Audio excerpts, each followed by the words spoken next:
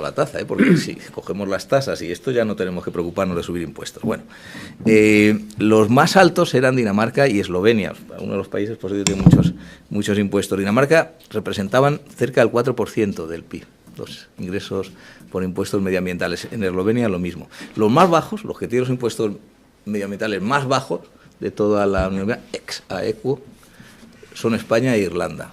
Los dos lo mismo, un 1,8%. Es decir, que aquí tenemos un recorrido, en fin, una parte importante para igualar. Bien, ¿qué se entiende por imposición medioambiental? Porque a lo mejor me estoy haciendo trampas en el solitario. Si ha dicho que España tiene un problema de impuestos indirectos, que estamos muy lejos de la media europea, bueno, pues en efecto, una parte de lo que se entiende por imposición medioambiental está incluida en los impuestos indirectos. ¿Cuáles? Pues en concreto, los impuestos sobre el consumo de energía y los impuestos sobre matriculaciones de vehículos.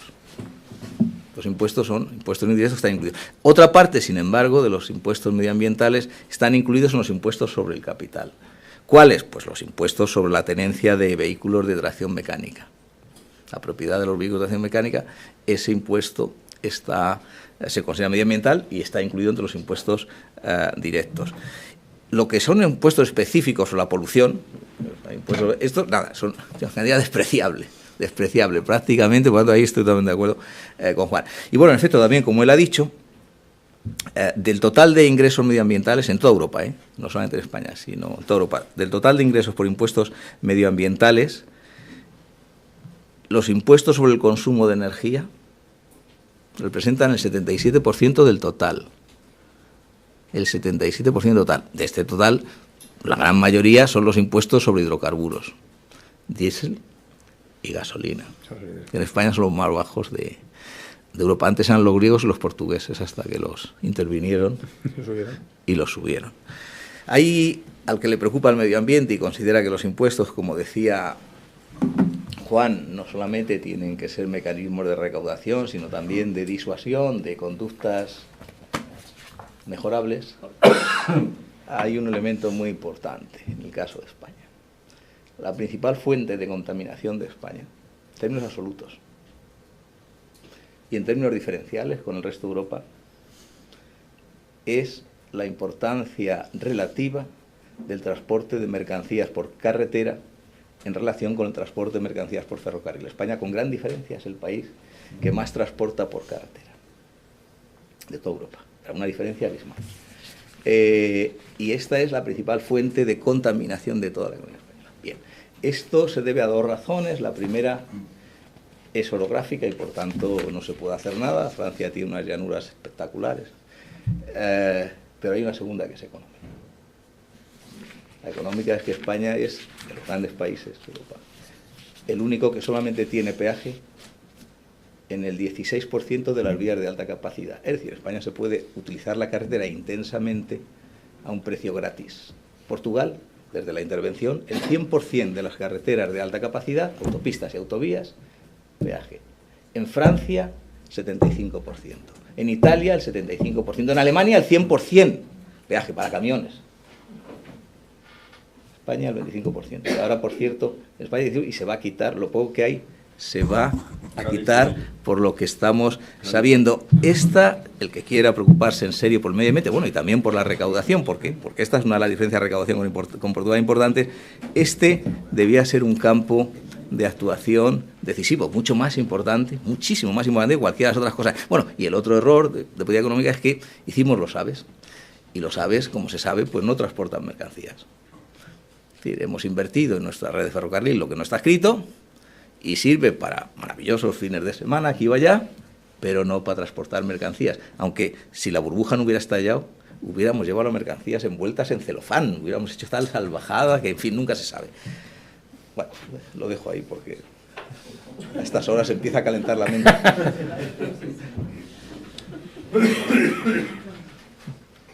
Bueno, la propuesta de subida del diésel excluye a los transportistas. Por eso te digo, no quiero entrar en detalles, porque como me has dicho que no estás en el gobierno, no me voy a meter contigo. Aunque mira que lo disimulas bien, Juan? Debe ser porque han cogido vuestro programa. Bueno, han cogido solo lo malo de vuestro programa. Lo bueno, desgraciadamente, no lo han cogido. ¿Preguntas? ¿Tenéis preguntas, por favor? no me nervie. Vamos a ver, esto... Hay una cosa que a mí me tira el cuerpo si queremos hacer impuesto sobre sociedades. Sí. O sea, eso ya lo advierto, si algunos no lo sabía, pues ya lo sabe ahora. Y entonces, yo creo que hay una cosa que habéis dicho un poco, pero es el concepto ese que podemos enlazar con el tema del cash gap, ¿no? Que entonces que se utiliza mucho a efectos del IVA y que es efectivamente ese problema es la recaudación teórica respecto a la recaudación efectiva, que eso no significa, como algunos han dicho, fraude fiscal, sino que efectivamente si tú aplicas mucho tipo reducido, pues hay un cash gap mayor, y eso no quiere decir que haya fraude, sino simplemente que eso es ahí. Pero en el impuesto sobre sociedades también tenemos un cash gap, pero un cash gap un poco diferente, que es efectivamente cuál es el balance de créditos fiscales. Es decir, esos créditos fiscales, y el problema es que quizá a veces en España somos muy generosos, o hemos sido, ahora no tanto, en la concesión de beneficios fiscales diversos, pero luego llega el momento, cuando ponemos todas las restricciones del mundo para aplicarlos. Entonces, claro, con lo cual, y no deja de ser un cierto engaño, una cierta ilusión que se crea a veces en el empresario, eso del emprendedor, no sé muy bien, todos emprendemos cosas todos los días, ¿no? Entonces no es nuestro el pacto diferencial, pero utilizar el término más clásico del empresario. Entonces, pues para eso en el fondo no deja de ser un cierto vender, como sabemos decir, vender motos coloquialmente, ¿no? Entonces, y perdón por el efecto medioambiental, pero quiero decir, entonces el problema que tenemos, ¿cuál es? En los últimos años, para sostener la recaudación, se han ido introduciendo limitaciones progresivas a la aplicación de esos beneficios fiscales, y eso explica esa desestructuración. Evidentemente, claro, si yo ralentizo el ritmo de recuperación de esos beneficios fiscales, efectivamente crece el PIB, pero la recaudación del impuesto sobre sociedades no crece en la misma medida, porque todavía está absorbiendo ese cash gap acumulado que tiene ahí. Entonces, eso yo creo que eso es una explicación importante. En el tema de la recaudación, voy a intentar que no, a pesar de todo, ser breve, de verdad, no quiero sustituir el papel de los ponentes. Entonces, en el tema de la recaudación, vamos a ver, hoy una cosa, en esas cosas de las medias verdades que se dicen voluntaria e involuntariamente, siempre se cita efectivamente el año 2007 e incluso el 2008, efectivamente. Bueno, es que si llegaran a unas cifras de recaudación prácticamente el doble de las actuales, el porcentaje de recaudación sobre el PIB el doble del actual o incluso mayor, efectivamente, eso es cierto.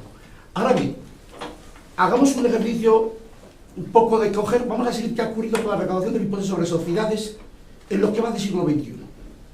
Porque además eso nos permite casi coger un ciclo completo, ¿no? Una época más o menos normal, de crecimiento moderado, una época de crecimiento frenético, el petardazo, y entonces, y luego la caída, y bueno, ya otra vez la posible recuperación.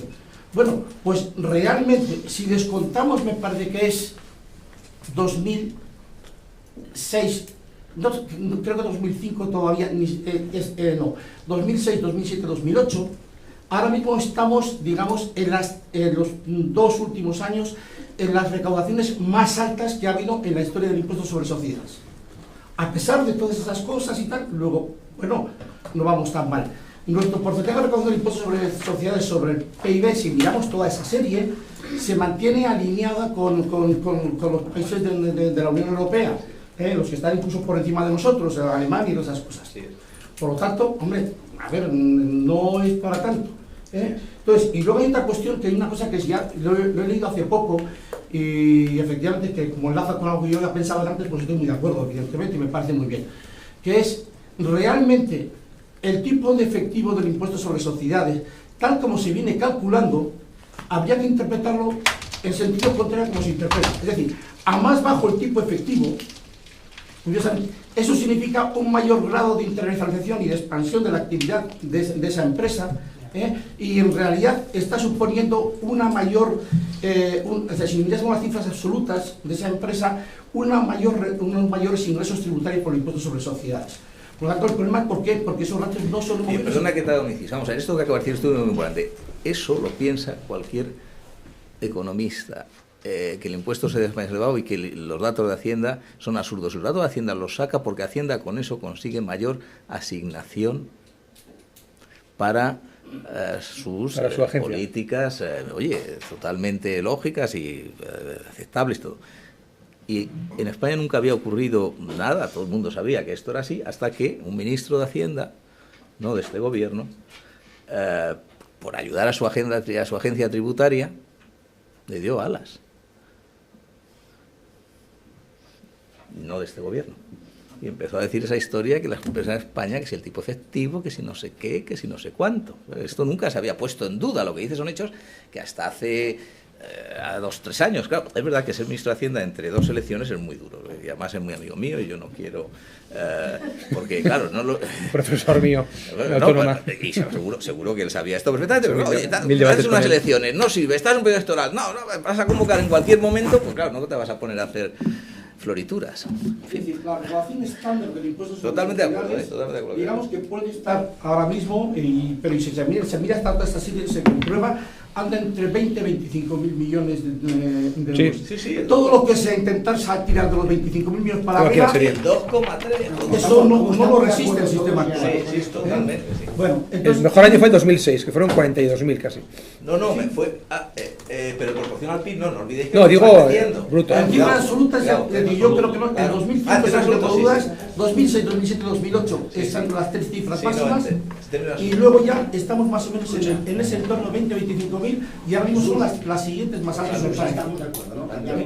Y ya lo último que digo es en el tema de la disposición medioambiental.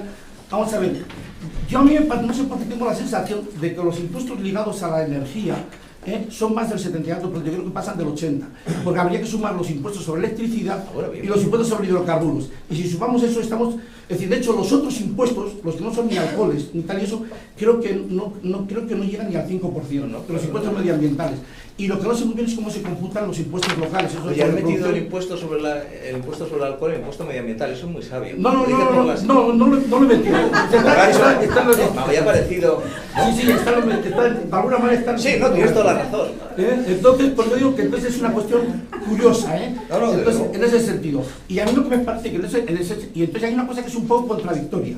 Por una parte, estoy favoreciendo la electricidad por la vía de penalizando el impuesto sobre hidrocarburos, precisamente, sobre combustibles fósiles y todo ese tipo de cosas, para favorecer la eléctrica, pero luego relleno la electricidad de impuestos eléctricos, de tal que el precio de la electricidad es uno de los más altos de Europa. Hacer las preguntas más rápidas, Ya está, punto, ya he terminado. Sí. Hola, buenas, ¿qué tal? Beatriz García de Libertad Digital. Ha dicho el Gobierno a raíz de la sentencia del Supremo que va a cambiar el impuesto de actos jurídicos documentados. Lo estarán explicando ahora los detalles. Pero bueno, la justificación dice que siente estupor ante la sentencia del Supremo de ayer. Y bueno, pues me imagino que irá este cambio por obligar a la banca a pagar el impuesto, no al cliente, en lugar de eliminarlo, que también es una posibilidad. Quería saber qué opinan ustedes al respecto, o qué harían con este impuesto. Como estaba previsto esta pregunta, no sabíamos lo del gobierno de hoy. Yo creo que hay, como todo en la vida, hay siempre varias variables, ¿no? La primera variable, que no es buena por nuestro país, por el tema de endeudamiento, una imagen de falta de seguridad jurídica. En todos los países democráticos el papel de los 3 poderes son complejos, siempre no pasa nada, pero hay que ir con cuidado. Segundo, seguro que ha habido un problema también de imagen de uno de estos 3 poderes, que no es bueno, porque además tenemos una situación institucional compleja. Y dicho estas 2 cosas, pues lo que es evidente es que el impuesto de actos jurídicos documentados es un impuesto decimonónico, es un impuesto que grava la actividad económica, que no tiene ningún sentido en un mundo digital, y es un impuesto que tenía sentido cuando prácticamente las personas solo tributaban cuando iban al notario y compraban un bien inmueble o cuando tenían el bien inmueble. Por tanto, es un impuesto tal. Esto pone en evidencia que es un impuesto que evidentemente, si esto lo tienen que pagar otros que no son los compradores, implicará un incremento de costes de los préstamos y, por tanto, de las personas que reciben el préstamo. Y la otra, yo creo que esto evidencia que nosotros tenemos un problema bastante complejo a nivel de nuestro país. Otros países tienen otros problemas. Es que hasta que el gobierno de turno, el anterior y el actual, no ponga encima de la mesa independientemente de que se pueda aprobar un modelo de financiación autonómica, aquí no puede haber ningún debate serio de nada, porque resulta que la presión medioambiental, pues resulta que es muy difícil, el tema de la energía, pero sabemos que hay muchos nuevos impuestos que tienen a veces aspectos recaudatorios, pero muchos tienen, digamos, de desincentivar comportamientos. Esto está llegando de una manera desordenada. No puede llegar de una manera ordenada porque no hay un modelo de financiación autonómico, ¿no? Actos jurídicos documentados, pues hay comunidades que tienen más de un 1% de actos jurídicos documentados. La explicación es que hay, o sea, que es una situación que a nosotros nos sigue sorprendiendo profundamente, pues que no se aborde este debate con tranquilidad. Pues hay un modelo, se aprobará o no se aprobará, pero hasta que esto no se haga, pues fomenta problemas jurídicos, demagogia, y esto al final ya está. Es que desgraciadamente este impuesto no tendría que estar, y está fundamentalmente porque es un modelo, el modelo de financiación autonómico no está resuelto, y esto va generando problemas. Y nada más. Sí, me permitís que haga una pregunta. Yo se la hago a Juan. Juan, antes has comentado y además lo has comentado bien, el hecho de que no pensemos que las medidas que está instaurando, que está aplicando, que va a aplicar el gobierno, sean medidas puntuales, sean medidas a borbotones puntuales, electoralistas, sino que estaban en el programa. La pregunta que yo hago es que cuando esto se hizo el programa, quizá la situación económica no es la misma que ahora. Estamos en una situación donde había un cambio de tendencia y posiblemente estamos entrando en una fase de la economía de crecimiento mucho más lento. En este tipo de fases, lo lógico y lo ortodoxo, que le decimos los economistas, es aplicar medidas anticíclicas, no procíclicas. Hoy la subida de impuestos y el aumento del gasto son medidas, desde luego, procíclicas, que van a aumentar el aumento del gasto, ¿no? Si estamos en la ralentización. El aumento del gasto siempre que sea, yo te lo admito, siempre que sea destinado a la actividad productiva, siempre que cree empleo, que son las medidas keynesianas. Entonces lo que te digo, no es atempóreo el aplicar el modelo del programa en unos momentos donde estamos viendo que la actividad económica se está ralentizando. Bueno, yo lo he dicho antes. Yo lo que creo es que no hay que perder nunca de vista, yo soy muy europeísta, la cuestión de normalización y convergencia con la media europea. La media europea, entendida como la media de los países de la eurozona, en la que, por supuesto, hay que tener en cuenta el nivel en el que está España o cuáles son sus variables en términos de productividad, en términos de desempleo y en términos de los elementos que condicionan tanto los ingresos como los gastos. Porque no quiero reabrir debate. José Luis lo decía, por ejemplo, es verdad que Alemania tiene una estructura de gasto y fiscal muy razonable, por debajo de la media de la eurozona, siendo un país tan grande como Alemania. Pero claro, Alemania no tiene el problema de desempleo que tenemos nosotros, ni el problema de falta de productividad y de desempleo de larga duración, por ejemplo, que exigen muchos recursos. Esta semana estaba yo ayer revisando ya unas notas de macro, y ya empezamos a debatir los economistas y ya estamos en nuestro PIB potencial. Estamos en nuestro PIB potencial con 3 millones de parados.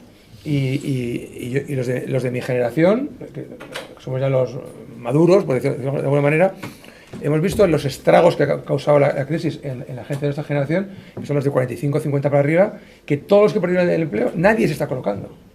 Hay un problema también, y no te digo ya las mujeres, por ejemplo, en ese colectivo. O sea, es terrible.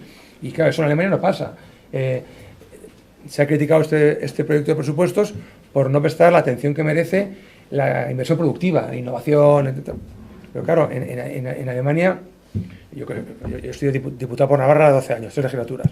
En Navarra, con que nos investigue la Volkswagen, ¿no? Pues ya casi le investigamos, ¿no? Ya nos sale el porcentaje de I+D+I altísimo sin hacer demasiado, y se hace mucho, se hace mucho. Es que Alemania es eso a lo bestia, ¿no? Pues te digo que tenemos que hacer un ajuste muy fino en muchas cosas, y estoy de acuerdo con lo que tú has dicho, ¿no? de los créditos fiscales, del ajuste. Aquí en esta reforma fiscal de sociedades estamos hablando de 1.000 millones.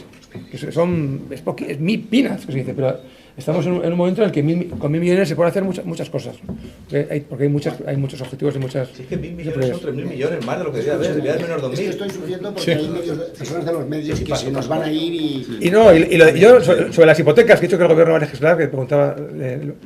A ver, el gobierno ya sabía que tenía que legislar, porque una de las sentencias que ayer se armonizaron, por decirlo de alguna manera, anulaba un artículo del reglamento del impuesto, con lo cual ahí había un vacío legal. Otra cosa es cómo se legisle o cómo se regule, si va a ir por la vía de ley de las hipotecas, o si se va a reponer el artículo anulado, o si vamos a abrir el debate de quién paga esto. Y ya como economista te digo que al final quién va a pagar el impuesto, sea quien sea el objeto fiscal final, pues también dependerá del mercado hipotecario, que en España funciona muy bien siempre, y de la competencia entre entidades y cómo repercutan los precios en unos u otros. Eso es un ejercicio económico tradicional, pero muy interesante. Gracias, Juan. Sí, Beatriz Tripe, de Autónoma Nacional de Yo tenía dos cuestiones y una aclaración. Las dos cuestiones están relacionadas con el tema de la fiscalidad medioambiental. La primera es cómo va a afectar esto al consumo, porque hay algunos economistas que han apuntado que esto podría, el impuesto al diésel podría acabar en una subida de los precios de hasta un 2,5%. Por la traslación que puede tener, porque efectivamente, como ha dicho Juan, no se va a aplicar al transporte, pero al transporte pesado, pero el transporte ligero obviamente sí que va a ser afectado. Entonces, no sé si están ustedes de acuerdo con esa subida o con esa traslación del impuesto a los precios al consumo y las consecuencias que puede tener, y también en relación con el impuesto a la fiscalidad medioambiental, no sé si son ustedes partidarios en esa reorganización que el tramo autonómico se elimine y pase a ser todo el impuesto sea recaudado a nivel estatal. Y luego la aclaración era para el señor Feito, me ha parecido entenderle que si el impuesto de sociedades se eleva a ese tipo efectivo del impuesto de sociedades, esto se va a traducir en una reducción del empleo y lógicamente en que se rastrearía la productividad y se reduciría la generación de empleo. Empezando por el último, el impuesto de sociedades, como cualquier impuesto, el del diésel que usted acaba de mencionar, y ahora le hago un comentario sobre eso, siempre se trasladan, y se trasladan más o menos a unas bases u otras, dependiendo en esencia del nivel de flexibilidad de competencia en cada mercado. Yo lo que le digo es que los aumentos del impuesto de sociedades no traen nada bueno para quienes los defienden. En general, quien defiende un aumento del impuesto de sociedades porque piensa que esa es una manera más progresista de financiar el gasto público. Yo creo que los progresistas son los enemigos del progreso, en general, y suelen provocar retrocesos en lugar de progreso, porque sobre todo para los que supuestamente quieren beneficiar.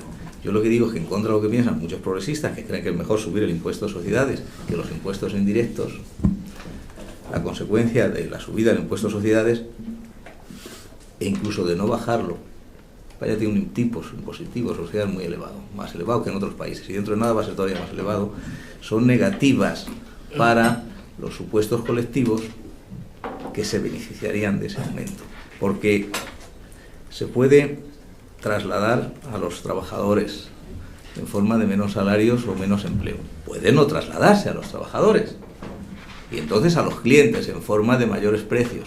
Puede no trasladarse a los clientes, y entonces se lo tragan in toto los propietarios del capital empresarial, en cuyo caso sería el peor de los escenarios posibles, porque habría mucha menos inversión, y esa menos inversión afectaría sobre todo a los trabajadores, que tendrían menores salarios o más paro. Bien, el impuesto sobre el diésel se intentará trasladar, por supuesto, se dará a los precios, y si no se puede, se intentará trasladar a los proveedores de esas empresas que supuestamente trabajan con diésel, a otros proveedores. Y si no, pues se lo tragarán en toto. Y si se lo tragan en toto, o en la medida en que se lo traguen, pues evidentemente llevará una reestructuración del sector. En general, en España, los usuarios industriales piense una persona física, pues si no puede, se tiene que tragar, pues no puede reducir el consumo de diésel y se tiene que tragar el aumento del diésel, pues se gastará menos en periódicos. lo que sea, el impuesto se traslada. ¿A quién se traslada? Pues a los productores de otros bienes. Y ahora vamos a pasar a una empresa transportista que utiliza el DIS. No lo puede trasladar. Bueno, pues si está en el margen, porque es muy competitivo el sector de transporte de España, pues se tendrá que concentrar. Le llaman a un amigo, oye, nos juntamos, reducimos esto aquí, utilizamos la misma oficina. Todos los impuestos se intentan trasladar y en función del grado de competencia en cada mercado se trasladan en mayor o menor medida. Pero yo iría más allá de eso, se trasladen o no se trasladen a impuestos que tienen consecuencias nocivas para ciudadanos de clase de renta baja y media, y hay impuestos que tienen consecuencias nocivas, relativamente, estamos hablando relativamente, para ciudadanos de rentas quizá más elevadas. En el caso del diésel, pues complicado de saber, claro, pero bueno, es un hecho que los impuestos estos van a subir antes o después. No tiene sentido fijarse con el diésel, que hace 2 días se incentivó, habría que subir todo. Yo digo, por eso los hidrocarburos, no sé, a lo mejor tienen miedo de la reacción política, pero no creo que sea por eso, ¿no?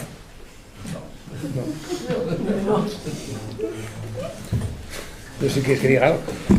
A ver, es que vamos a hacer aquí un debate filosófico.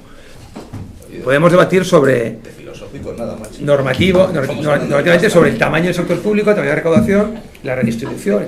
Pero hay impuestos que no podemos hacer análisis siempre en efectos redistributivos. Y yo creo que el caso del diésel, yo estoy muy de acuerdo, lo has explicado los efectos, pero como he dicho al principio, no es un impuesto que pretenda ser redistributivo. Es como si dijéramos que el impuesto sobre el tabaco es regresivo, porque fuman mucho los tramos de renta baja. Oiga, pues, pero es que no se hace para redistribuir, se hace para desincentivar el consumo de tabaco y por razones de salud, ¿no? Y luego, es decir, porque si no nos volveríamos locos, ¿no? Totalmente de acuerdo.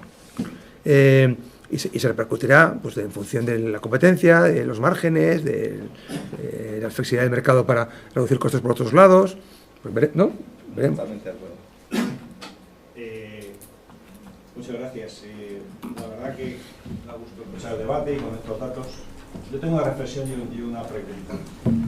La reflexión es, que también puede ser pregunta, si miramos los datos de la agencia tributaria de 2016 y 2017, la recaudación aumentó en todos los impuestos, en IRPF, en sociedades, en IVA, prácticamente un 4% sin subir impuestos.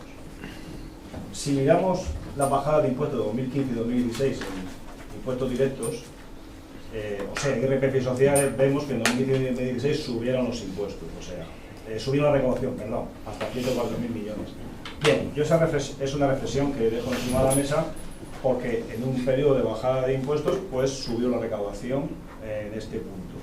Pero hay un tema que sí lo considero peligroso, aunque lo habéis dicho muy bien, el tema del resultado contable. Yo creo que es una batalla, yo creo, en la economía financiera, ya va desde el punto de vista de investigación. Eso es algo que teníamos ya ganado, que una cosa era el resultado contable y otra cosa era el resultado fiscal. Y desde el punto de vista económico, los economistas eso lo hemos defendido siempre desde un punto de vista de cualquier ideología, ¿no? Claro, mi pregunta concreta es, si incidimos sobre el resultado contable, deberíamos pensar qué efectos tiene la balanza corriente, qué efectos tiene el tema internacional, qué efectos tienen las empresas grandes, que efectivamente son las que tiran de las pequeñas en un periodo que estamos creciendo en el ámbito internacional muchísimo. Y esa es la pregunta concreta que ponía encima de la mesa y que me parecería muy importante trasladar a la sociedad en un momento de crecimiento internacional como el que estamos. Pues yo creo que ahí lo importante es recalcar que cuando se dice, atendiendo a los resultados de la agencia tributaria, que excluye las bases fiscales negativas y que se concentra solo en los resultados contables, es, oiga, haga lo que quiera, pero no me compare ese 10% que le sale, o ese 6 y ese 13, no me lo compare con el 20%, 25% que puede haber en Alemania, porque a ellos también les saldría lo mismo. Es decir, no me haga trampas. ¿Usted quiere decir que si meto todo esto, bueno, y bien, ¿y qué? ¿Y qué me dice usted con eso? No me dice nada. No me dice nada. Si usted me intenta subir este impuesto, pues lo único que va a pasar es que sus bases su base negativa se van a multiplicar por 100 y llegará un momento en que solo quedará una empresa, que será la suya, la del inspector, claro, porque seguro que esa no la... no, es que es fraudulento el debate, fraudulento. O sea, no es decir, oiga, es que si vamos por aquí, es que voy a ingresar menos, el otro está sugiriendo. No, pero si no es eso. Por supuesto, todo eso es así. Pero espera, si estamos hablando de proporciones de los ingresos,